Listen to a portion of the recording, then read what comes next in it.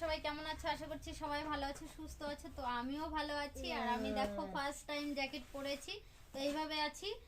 তার কারণ হচ্ছে আজকে এই জ্যাকেটটা তোমাদের দাদাভাই কিনে দিল।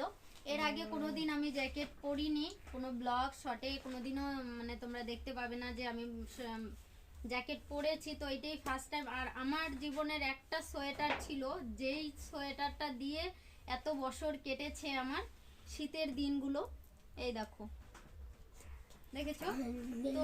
এই একটা মাত্র সোয়েটার ছিল আমার, আর কোনো দিকে যাওয়া আসার জন্য কোনো সোয়েটার ছিল না। এটা হচ্ছে সৃষ্টি সোনার বয়সের প্রায় 11 বছর হবে। এই সোয়েটারের বয়স 11 থেকে 12 বছর হবে।